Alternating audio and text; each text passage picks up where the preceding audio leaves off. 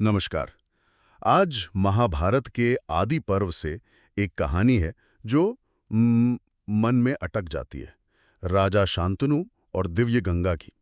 हमारे पास इसके कुछ अंश हैं और हम देखना चाहते हैं कि प्रेम, वचन और भाग्य की ये कहानी हमें क्या सिखाती है।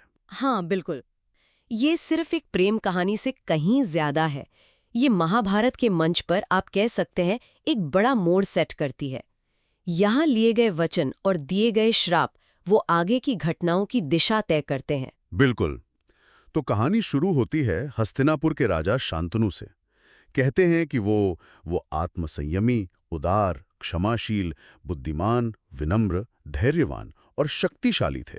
गुणों का भंडार थे वो। हाँ, गुणों का भंडार, जिन्हें राजाओं का राजा भी कहा जाता था। और फिर एक दिन वो जंगल में शिकार पर थे शायद, और उनकी नजर एक ऐसी स्त्री पर पड़ती है जिसकी सुंदरता अलौकिक है, दिव्य। हाँ, इतनी दिव्य कि राजा एक पल में ही उन पर मोहित हो जाते हैं।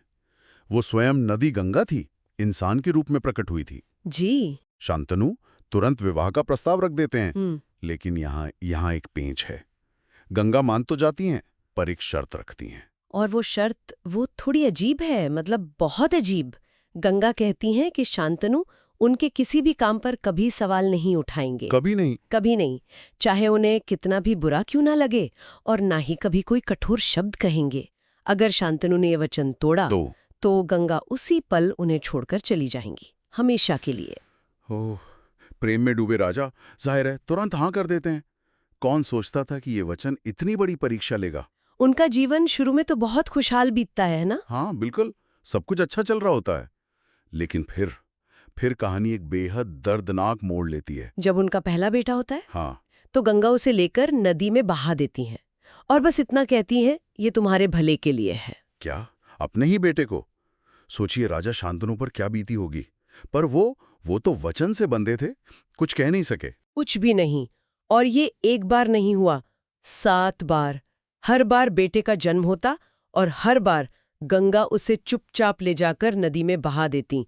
शांतनु बस देखते रह जाते थे पीड़ा में। उफ, ये स्थिति, ये वचन निभाने के धर्म और एक पिता के स्नेह के बीच एक भयानक टकराव है। बिल्कुल। महाभारत में आगे ऐसे कई धर्म संकट आते हैं जहां सही और गलत के बीच चुनना मुश्किल होता है। ये शायद उसकी पहली झलक है। शांतनु का दिल टूट रहा था, पर जबान बंद थी, वचन जो दे रखा था। लेकिन 8वें बेटे के जन्म पर लगता है शांतनु का सब्र जवाब दे गया। जब गंगा उस नवजात शिशु को भी नदी की तरफ ले जाने लगी, हाँ, तब राजा खुद को रोक नहीं पाए। उन्होंने गंगा को रोक लिया, लगभग चीख पड़े, रुको, तुम ये क्या कर रही हो? अपने ही बच्चों को क्यों मार रही हो? तुम्हें पाप का डर नहीं? और बस जैसे ही राजा ने सवाल किया, जैसे ही उन्होंने टोका, वचन टूट गया। वचन टूट गया। हाँ, उसी पल गंगा रुक गई। उनका जो मानवीय रूप था वो बदल गया।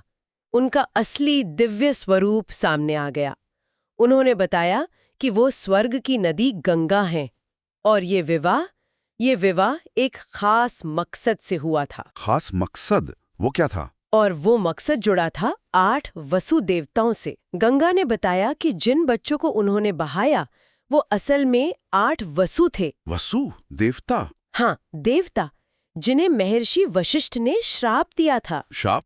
किस बात का? हुआ ये था कि इन 8 वसुओं ने एक बार महर्षि वशिष्ठ के आश्रम से उनकी चमत्कारी गाय नंदिनी चुरा ली थी।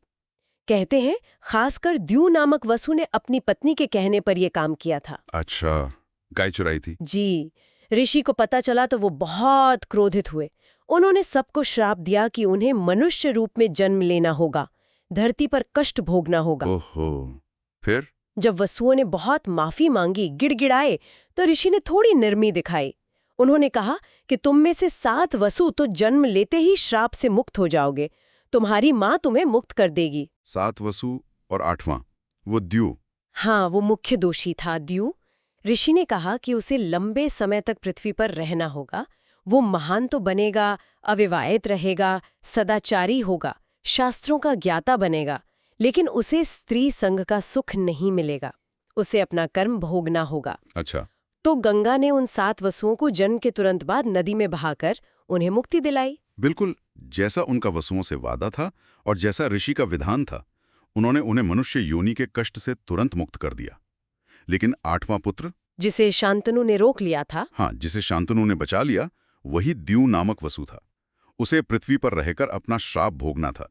यही पुत्र आगे चलकर देवव्रत कहलाया। देवव्रत, जिन्हें हम भीष्म पितामह के नाम से जानते हैं। जी हाँ, वही भीष्म पितामह। ये सब बताने के बाद गंगा अपने पुत्र देवव्रत को लेकर अंतर्ध्यान हो गई। शांतनु अकेले रह गए, प्रेम भी गया और पुत्र भी, कम से कम उस समय के लिए। क्या कहानी है! तो ये थी शांतनु और गंगा की कहानी। इसमें प्रेम की गहराई है, वचन का भारी बोझ है, एक श्राप का नतीजा है, और देवव्रत यानी भीष्म के भविष्य की नींव भी यहीं रखी गई। सही कहा।